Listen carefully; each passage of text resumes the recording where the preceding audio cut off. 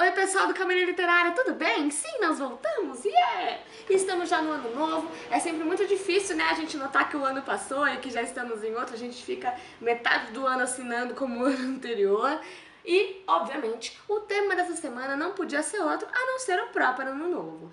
Não o ano novo propriamente dito, literalmente falando, mas sim o que a gente pensa sobre ele, o que a gente quer, o que a gente espera dele e da nossa própria existência. Olha que profundo.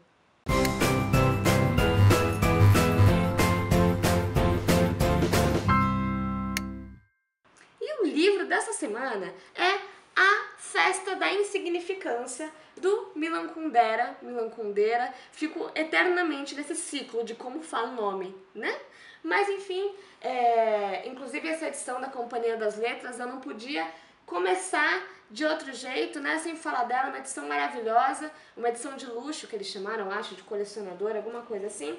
É uma edição de capa dura, com páginas amareladas, numa fonte que a companhia costuma usar, né, para livros que eles têm, que é uma grande aposta, que são grande aposta, né? E tem essa cintinha aqui, essa cinta, que eu acho linda, só que particularmente é complicado, né? A minha já tá toda estourada, porque como eu acho ela muito bonita, eu não consigo tirar. Daqui a pouco eu vou colocar ela de volta. E aí a capinha, assim, ela é super clean, super bonita, enfim.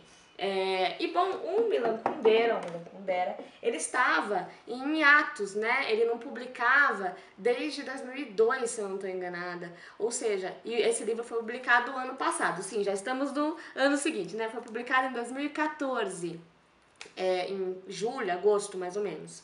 E aí, depois desse atos de cadê Milan Kundera, ele publicou esse livro aqui, e que foi, assim, todas as críticas desse livro. Ele foi muito vendido na França, que é o local onde o Milan Kundera vive hoje em dia, né, onde ele se naturalizou há muitos anos. E aqui as críticas, elas ficam entre um livro complicado, que não deu para compreender muito bem, e um livro que mudou a vida, né? Porque eu já tinha falado sobre esse autor em outra crítica que eu fiz, que foi no A Insustentável Leveza do Ser, que costuma ser o livro de cabeceira de muita gente. Então, as pessoas esperavam muita coisa desse livro, até pelo tempo de hiatos. E A Festa da Insignificância, por que eu estou citando no Ano Novo? Por que eu estou falando tudo isso? Ela se passa, na verdade, em Paris, na França, né? E conta a história de 4 amigos. E esses 4 amigos, eles passam por coisas que, na verdade, são banais, né? Eles vão para festas, eles vão fazer um passeio no Parque de Luxemburgo, enfim, o que eles passam, o cenário em que eles vivem, basicamente, é supérfluo. Mas é aí que tá toda a pegada, porque os personagens, eles são normais, eles são gente como a gente, né? E o pensamento deles, o que eles pensam, o que eles esperam da vida, o que eles esperam deles propriamente, sabe assim?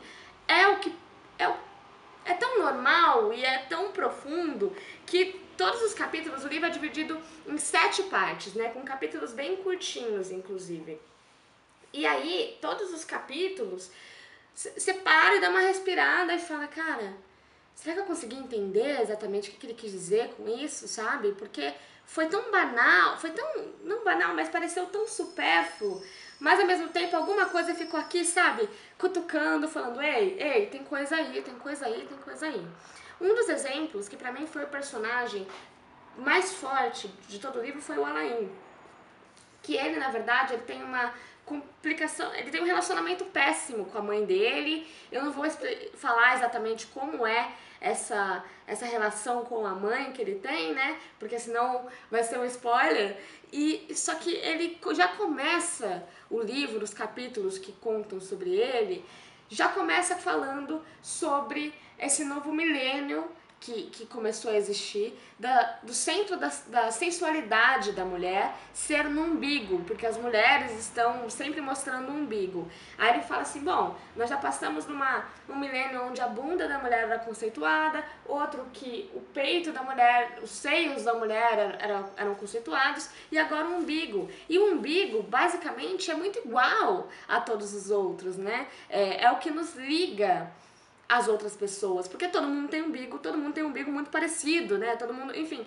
E aí ele começa a meio que pensar sobre isso, sobre o que é o umbigo, por que o umbigo hoje em dia é a sexualidade representa a sensualidade da mulher, e tem toda uma explicação por trás disso, tem todo um histórico por trás disso, e que nos faz pensar muito, exatamente, né? Assim, como a gente é igual a todo mundo, como a gente também é insignificante de certa maneira, o como a gente, sabe, é banalizado, um monte de dúvidas e questionamentos e discussões. Vocês vão entender melhor quando vocês lerem sobre o Alain, vocês vão entender o Alain, por que ele tem essa coisa com o umbigo e por que você permeia essa discussão dele, né?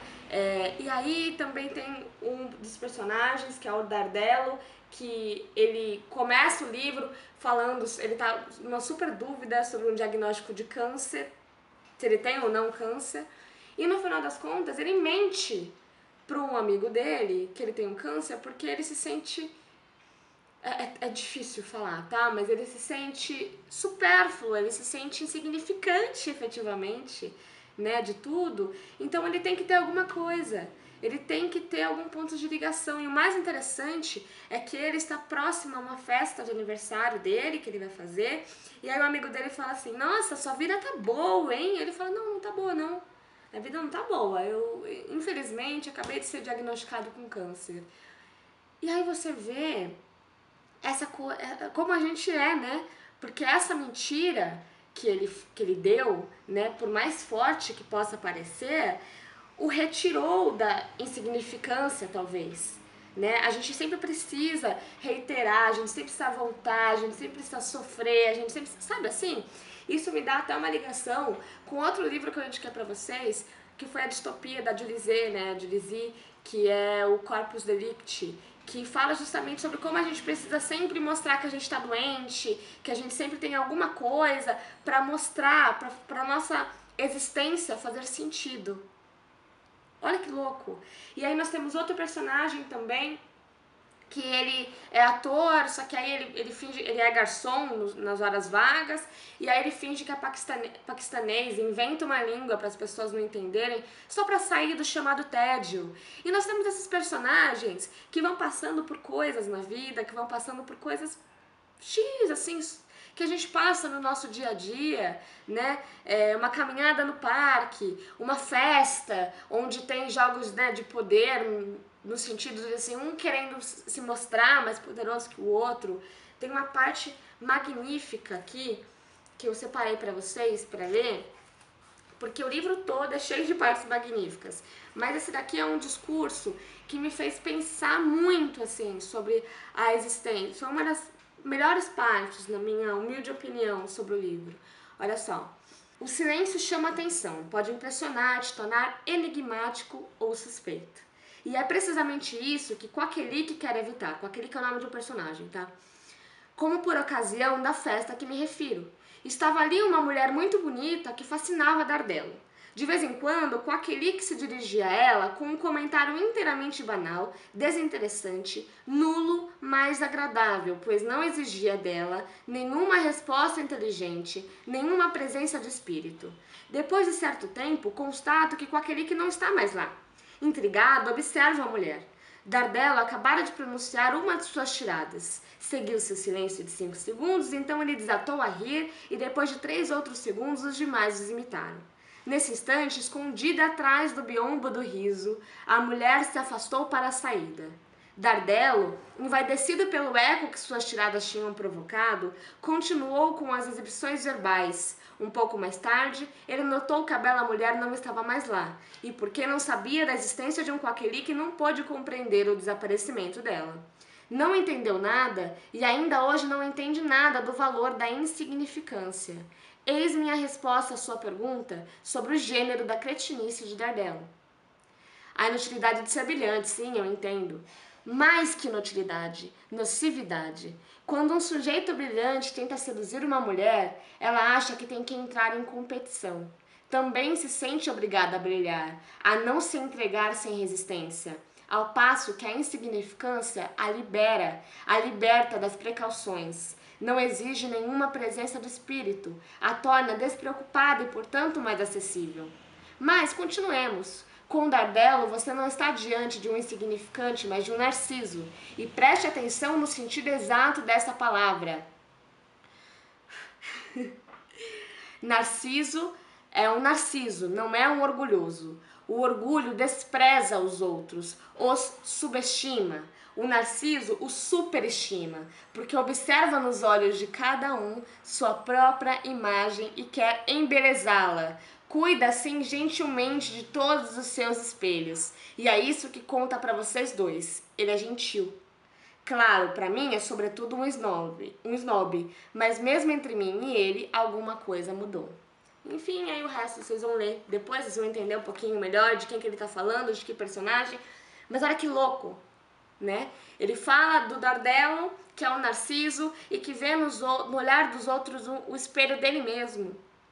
E os trata gentilmente porque ele está se vendo, né? E ele sempre, para conquistar as mulheres, usa de piadas, usa de grandes frases, de grandes debates, de grandes coisas. E o Coquelic não. O Coquelic não exige nada de ninguém. Ele simplesmente fala inutilidades, conversa sobre...